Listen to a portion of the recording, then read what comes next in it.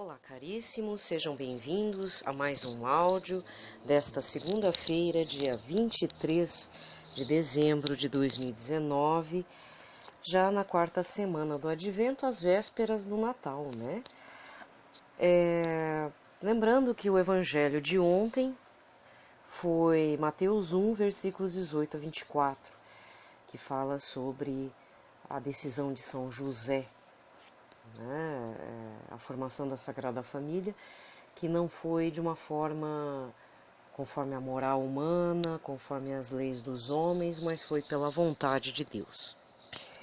Então vamos iniciar este dia, né, a liturgia deste dia, fazendo o sinal da cruz. Pelo sinal da Santa Cruz, livrai-nos Deus Nosso Senhor de todos os nossos inimigos. Em nome do Pai, do Filho e do Espírito Santo. Amém.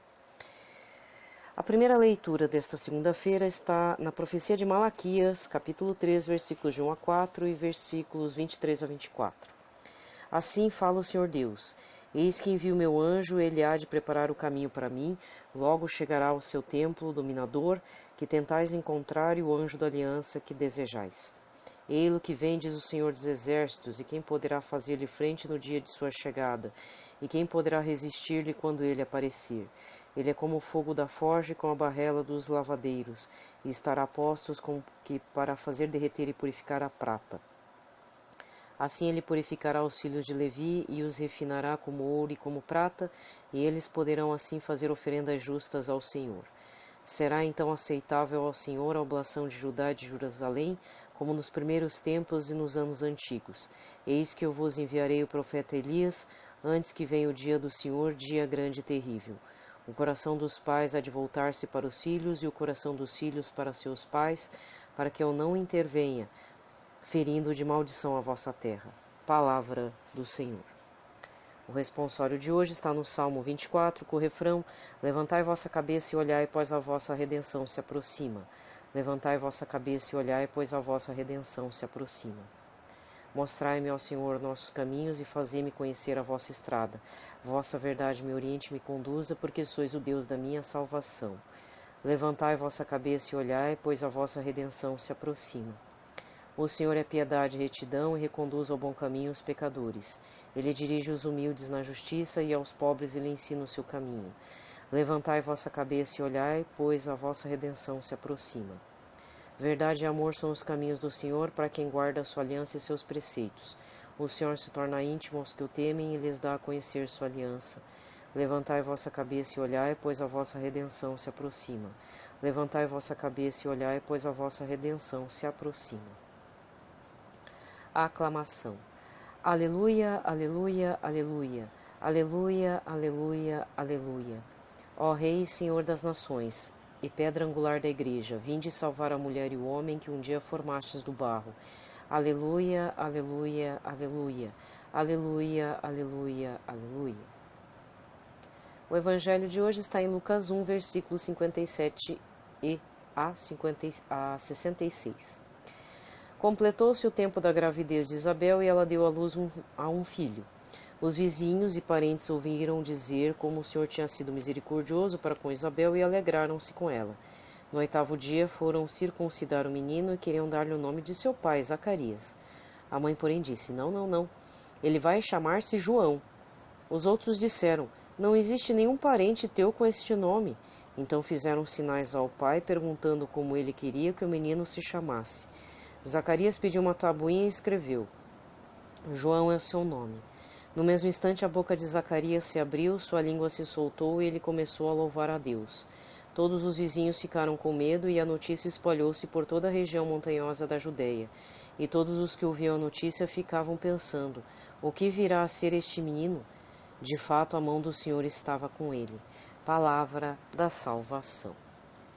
Bem, a partir desta semana, vou tentar fazer gravações mais curtas, não dar tantos pitacos, né? Até por conta que estamos no período de festas, nesse período realmente que é mais atribulado, tanto na parte familiar, alguns já estão em férias coletivas, outros não, outros estão preocupados em descer para a praia, outros, pelo menos aqui na minha região, porque a praia é 2 horas de Curitiba, né? Então o litoral do Paraná aqui é pertinho.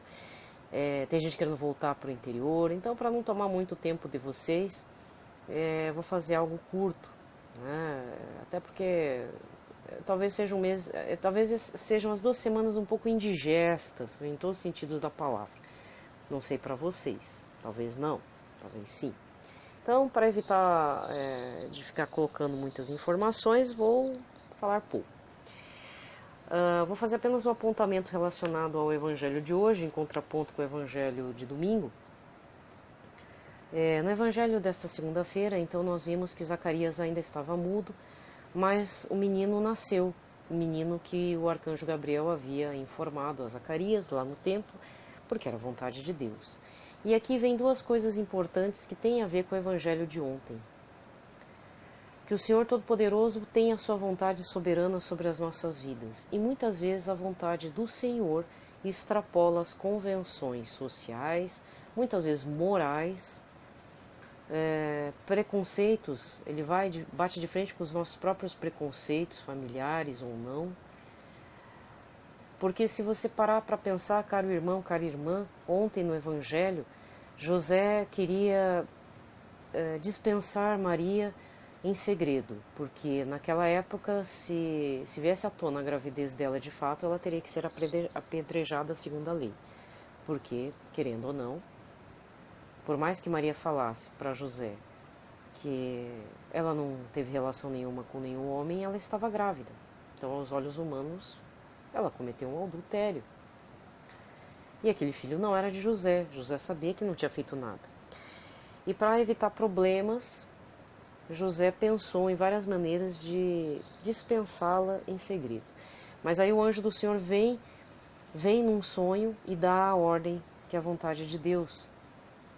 Toma Maria como tua esposa e dá o nome de Emanuel, dá o nome de Jesus. E como José, antes de mais nada, é um homem de fé, e ele sabia, eu tenho certeza que José já sabia, ele sabia, mas não sabia explicar. Ele sabia dentro de si que o que aconteceu com Maria foi algo sobrenatural, por isso que ele não queria ser injusto com Nossa Senhora. Ele queria dispensá-la em segredo para que ela tivesse o filho em secreto e não acontecesse nada com ela. Mas sabia que havia uma ação sobrenatural do Todo-Poderoso naquela vida e naquele bebê que é Jesus. Desculpe.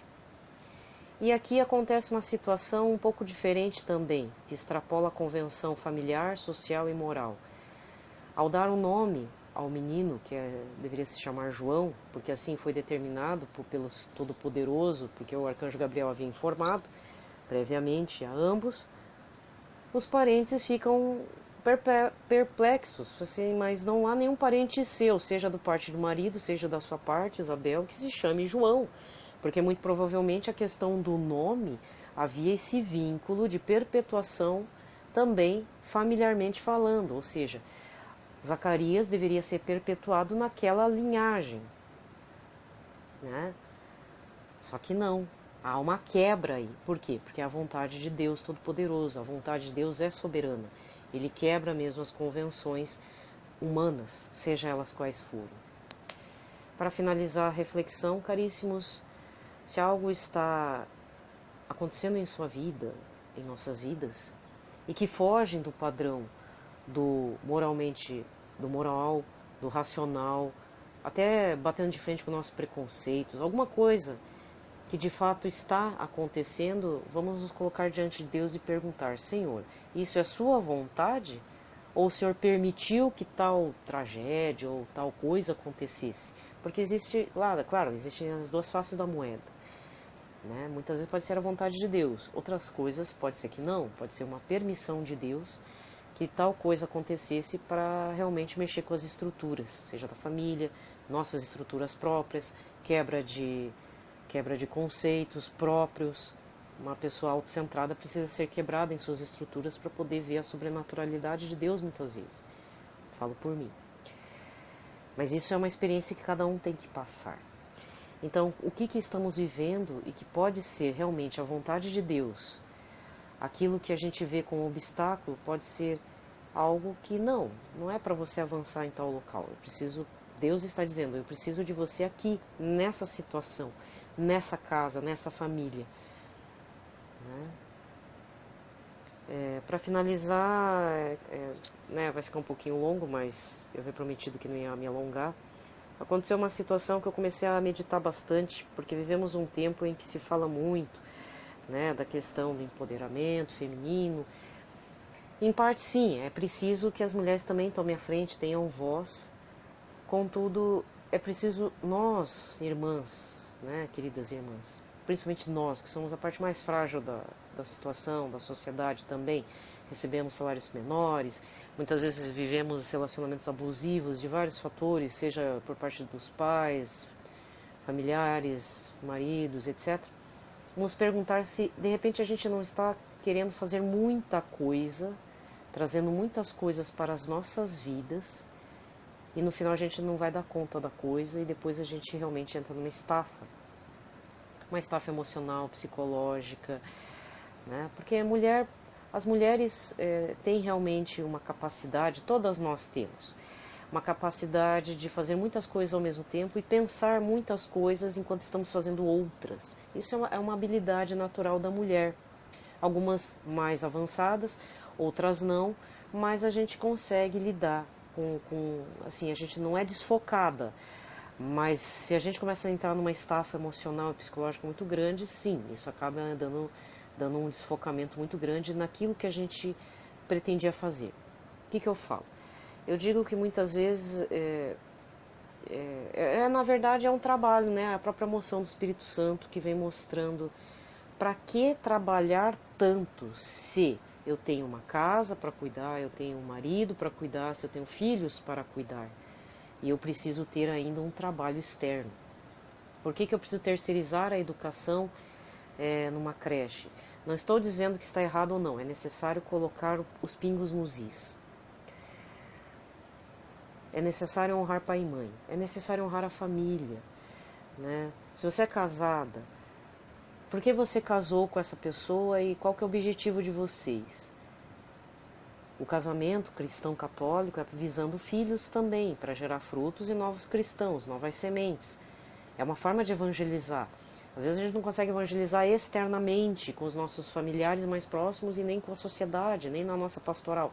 Mas, gerando filhos, podemos criar novos cristãos. Pessoas fiéis a Deus, adoradores de Jesus. E o que eu vejo? Eu vejo pessoas que precisam, por algum motivo precisam, não sei por que precisam, mas precisam trabalhar fora, casar, ter filhos, mostrar que é bem sucedida, só que chega no final do dia, toda linda, maravilhosa, com as unhas pintadas, toda maquiada e tudo, vai tirar as maquiagens e está lá chorando no banheiro, desesperada. Então, quais são os encargos que a sociedade secular nos coloca, mas que muitas vezes bate de frente, de fato, com o nosso lado católico cristão? Então, a isso vem também, eu venho trazer esse questionamento um pouco incômodo, mas eu tenho visto, assim, algumas pessoas se dão bem com isso, trabalham fora, são boas mães, tudo, mas é necessário tomar cuidado com umas questões que a gente anda terceirizando. A educação dos nossos filhos, e eu não estou falando alfabetização é uma coisa, educação de valores é outra. Filhos que crescem em creches, públicos ou não. Assim, se há necessidade de trabalhar porque o salário não dá para manter a casa, sim, Deus sabe, Deus percebe isso. Deus conhece. Agora, se você já tem excesso, que você poderia estar fazendo um outro trabalho, seja de meio período, ou em casa, sendo empresário. E se você poderia dedicar aos seus filhos. Porque uma coisa é ter filhos, outra coisa é ser mãe. Nem todas têm a vocação de mãe. Né? A maternidade é para poucas também. Então eu vou colocar isso especialmente para você, mulher, né, moça, para você pensar a respeito. Assim como tem muitas adolescentes que acham que o namoro é só curtição, um beijo na boca e etc, para não falar outras coisas, está na hora da gente quebrar um pouco o que a sociedade permissiva anda dizendo. Aos olhos de Deus, o que tem agradado? Porque não adianta fazer a minha vontade, vai chegar uma hora que a vontade de Deus será soberana. Né? Deus lá No Antigo Testamento já dizia: eu te conheço desde o ventre da sua mãe, te teci direitinho. Ali não fala célula por célula, né? Mas fala como se fosse um tecido, como se fosse um tecido de tear, fio a fio. Então o Senhor nos criou fio a fio, célula por célula, desde quando a gente era separados, inclusive, né? Separados que eu falo é célula da mamãe com a célula do papai. Na hora que juntou, tá aí, formou você, formou eu. E aí? E às vezes a vontade do Senhor é simples, mas incômoda, lógico, porque são várias renúncias no correr da vida, para não dizer renúncias diárias, né? Então fica a reflexão para hoje. Desejo a todos uma ótima véspera de Natal, porque o Natal está aí, né? Fiquem em paz, paz e bem a todos.